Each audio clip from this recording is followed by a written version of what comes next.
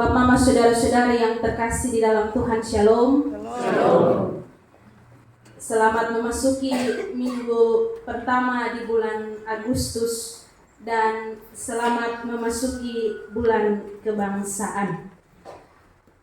Bapak Mama saudara-saudari yang terkasih, hari ini kita akan merenungkan firman Tuhan di bawah tema Allah peduli dan memiliki rencana bagi bangsa Indonesia. Sebagai manusia, kita tidak pernah luput dari yang namanya penderitaan. Bahkan kita pun menderita karena dosa-dosa kita, karena perbuatan-perbuatan kita.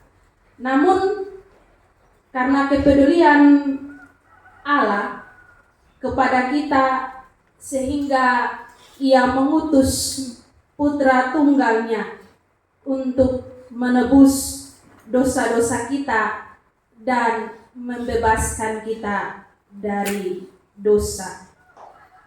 Tidak jauh berbeda dengan kita, bangsa Israel waktu itu juga hidup dalam penderitaan yang terus menekan kehidupan mereka, sehingga Allah hadir dan menyatakan diri kepada Musa, kemudian mengutus Musa untuk membebaskan bangsa Israel. Dan Allah hadir saat Musa sedang berada di padang. Ia sedang mengembalakan kambing domba mertuanya Yitro. Allah hadir melalui nyala api dalam semak duri, tetapi semak duri itu tidak terbakar sampai hangus, bahkan menjadi arang. Hal ini merupakan gambaran tentang pribadi ilahi Allah yang hadir dalam cara yang melampaui akal manusia. Dan Allah hadir di mana saja. Ia bisa hadir di mana saja. Ia juga hadir dan menyertai secara aktif dengan menyapa manusia dalam sejarah kehidupan manusia. Allah juga proaktif merancangkan, menciptakan, memperbaharui dan menyelamatkan manusia yang telah rusak karena keberdosaan. Dan kehangatan kasih Allah kepada umatnya dinyatakan dengan Ia mendengar seruan bangsa Israel minta tolong. Penulis Kitab Keluaran menarasikan hal itu dalam ayat 7. Aku telah memperhatikan dengan sungguh kesengsaraan umatku di tanah Mesir, dan aku telah mendengar seruan mereka yang disebabkan oleh pengerah-pengerah mereka. Ya, aku mengetahui penderitaan mereka. Inti dari ayat 7 ini menunjukkan bahwa Allah begitu peduli dengan umatnya. Kepedulian itu nyata dengan Allah aktif terlibat dalam proses pembebasan itu. Ketika Firaun tidak peduli dengan penderitaan umat Israel, Allah justru sangat peduli dengan mereka, dan Allah bertindak dalam kasih dan proses pembebasan mereka. Allah bertindak dengan Allah turun untuk melepaskan mereka dari tangan orang Mesir. Dan turunnya Allah nampak dalam tindakan Ia mengutus seorang lansia, yakni Musa, yang pada waktu itu berusia 80 tahun.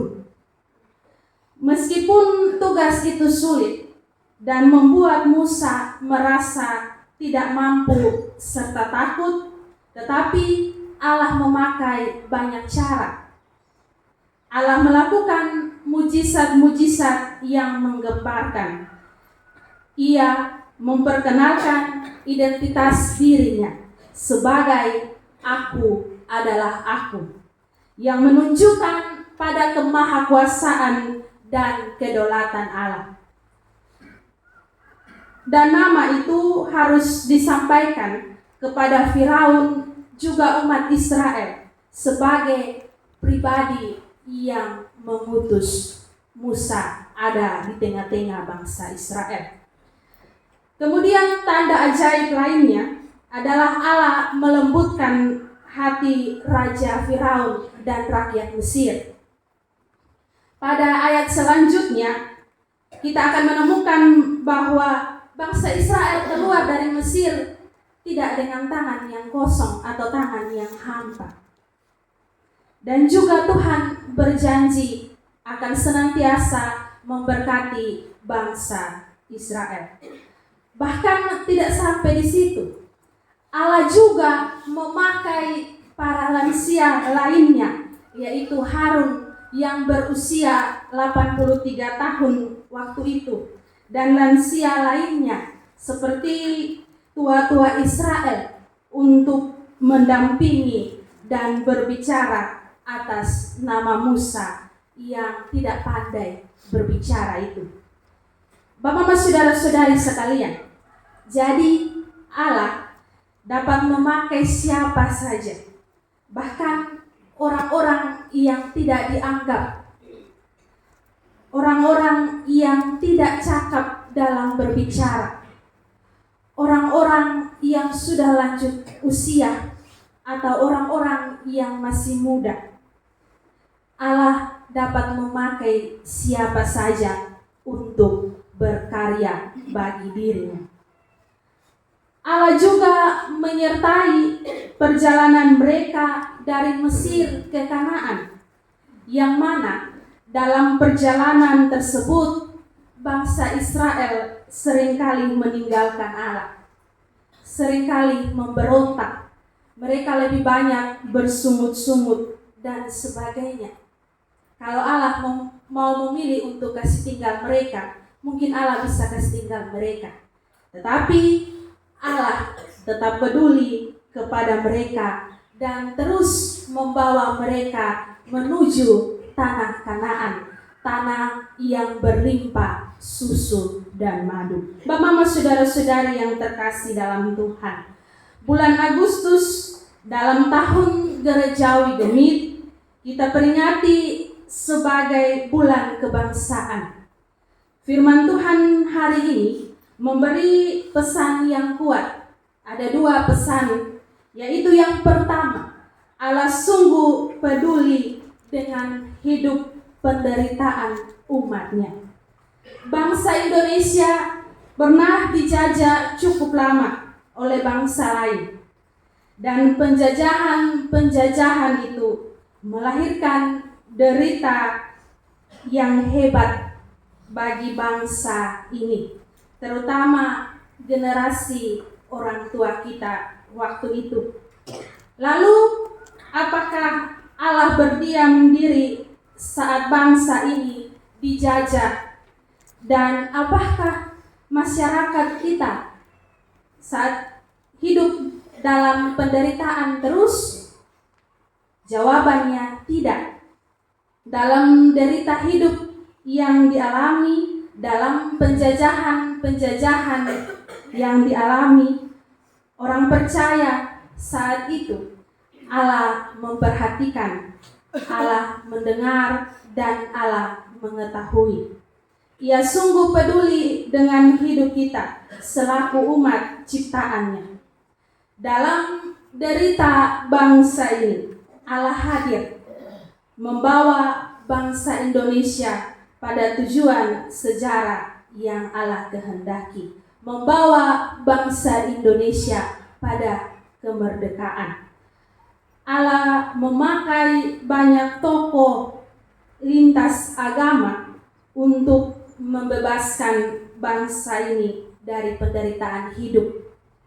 Juga Allah memakai banyak tokoh Kristen untuk memperjuangkan kemerdekaan Indonesia. Dan kemerdekaan yang kita terima saat ini adalah bukti dari Allah peduli kepada kita bangsa Indonesia. Bapak Mama saudara-saudari yang terkasih, bukan hanya itu saja, tetapi saat Indonesia sudah merdeka, juga masih ada penjajahan yang seringkali dilakukan dari kita untuk orang lain. Misalnya, dulu pendidikan itu hanya bagi orang yang punya uang, bagi orang yang punya jabatan, bagi orang yang punya kedudukan. Namun sekarang pendidikan sudah merata bagi semua orang, yang mana banyak beasiswa pendidikan bisa diperoleh dengan cara yang mudah. Ini salah satu cara Allah peduli dengan jeritan anak-anak bangsa ini. Tetapi ada juga yang masih acuh terhadap hal ini, terhadap pendidikan. Habis itu baru dia bilang Allah tidak peduli dengan dia pun diri. Allah tidak peduli dengan dia pun keluarga. Allah tidak peduli dengan dia pun anak. Padahal dia sendiri yang tidak mau berusaha. Akhirnya setelah orang lain pun anak berhasil, dia lihat, dia iri atau dia mulai marah-marah. Kemudian yang berikut, dulu perempuan selalu dinomorduakan. Suara-suara perempuan seringkali tidak didengar. Dan perempuan tugasnya hanya di dapur. Tetapi karena Allah peduli dengan jeritan, tangisan, serta suara perempuan, sehingga saat ini perempuan sudah bisa tampil di depan. Perempuan juga sudah banyak yang berpendidikan lebih tinggi. Bahkan kebanyakan saat ini perempuan lebih banyak yang berpendidikan tinggi dibandingkan daripada laki-laki dan sebagainya. Tetapi ingat bahwa perempuan tidak boleh memandang rendah laki-laki. Begitu juga sebaliknya. Karena perempuan dan laki-laki itu setara. Jadi tidak ada yang lebih berkuasa dari yang satu. Bapak Mama saudara-saudari sekalian, ada begitu banyak bentuk kepedulian Allah kepada kita umatnya dalam penderitaan yang kita hadapi saat ini, yang mana Allah hadir dan peduli saat kita menangis karena kehilangan orang-orang yang kita kasihi. Allah hadir dan peduli saat kita mengalami kegagalan. Allah hadir dan peduli saat usaha kita bangkrut, saat kita kehilangan pekerjaan kita, saat kita terjatuh dan orang-orang di sekeliling kita meninggalkan kita. Tetapi Allah tetap mengulurkan tangannya dan peduli terhadap kita. Allah juga peduli pada hal-hal yang mungkin kita anggap masalah atau penderitaan yang sepele. Bahkan Allah seringkali peduli kepada kita lewat tangan-tangan yang bersedia membantu kita dalam menghadapi setiap penderitaan yang kita alami. Bahkan mungkin orang tersebut tidak kita kenal. Juga tidak ada satupun penderitaan yang tidak dapat kita lewati, walaupun jalannya tidak mulus atau penuh dengan kerikil dan duri. tetapi kita pasti akan keluar dari penderitaan tersebut sesuai dengan waktu Tuhan. Bapak, Mama, saudara-saudari sekalian, Tuhan juga mendengar tangisan serta peduli kepada kita jemaat Getsemani, sehingga gedung kebaktian kita bisa direnovasi dan selesai tepat pada waktunya. Serta Allah yang sama akan senantiasa mendengar doa-doa kita dan peduli terhadap kita, sehingga kita dimampukan untuk membayar kewajiban kita. Yang kedua, isi hidup kita sebagai warga bangsa yang bertanggung jawab membawa pembebasan. Sebagaimana Tuhan peduli dan punya rencana baik untuk bebaskan kita dari penderitaan dan hukuman dosa, tugas kita sebagai orang percaya, tugas kita sebagai gereja adalah hidup sebagai warga bangsa yang bertanggung jawab. Meskipun kita telah merdeka, namun masih banyak penderitaan yang dialami oleh kita sebagai anak bangsa ini. Kita masih mengalami kemiskinan, sakit, lapar, gizi buruk, diskriminasi, bullying, dan sebagainya. Ada begitu banyak penderitaan yang masih dialami oleh bangsa ini. Tuhan berkehendak agar kita hadir membawa berita sukacita yang membebaskan mereka dari penderitaan itu. Namun sangat disayangkan saat ini di zaman teknologi yang semakin canggih, kita lebih sering mementingkan kehidupan kita sendiri dibandingkan peduli dengan keadaan sekitar kita yang menderita. Kadang status di FB, di WA, di IG kita bilang kita peduli, tetapi tindakan nyatanya tidak ada. Bahkan mungkin saat ini kita juga sedang menjadi penjajah bagi orang lain yang sedang menderita. Bapak, Mama, saudara-saudari sekalian, setidaknya kalau belum bisa membawa pembebasan bagi orang lain, nah jangan buat tambah orang lain menderita. Oleh karena itu, marilah kita pulang dan mulailah untuk hidup saling peduli satu sama lain, walau dalam keterbatasan kita sebagai manusia. Sebab Allah telah lebih dahulu peduli dengan kehidupan kita, dengan penderitaan kita. Dan ingat bahwa Allah peduli kepada semua orang tanpa memandang status atau jabatan, tanpa memandang latar belakang dan kehidupan masa lalu kita. Jadi sebagai manusia, kita juga harus peduli kepada sesama kita. Jangan kita peduli, tetapi kita pilih-pilih kasih. Kita peduli, tapi lihat itu orang baik atau tidak. Dia dari suku apa? Dia pernah buat baik di saya punya kehidupan atau belum? Jangan seperti itu. Tetapi mari kita peduli tanpa memandang status dan jabatan dari seseorang. Kiranya Tuhan memberkati kita dengan firman-Nya. Amin.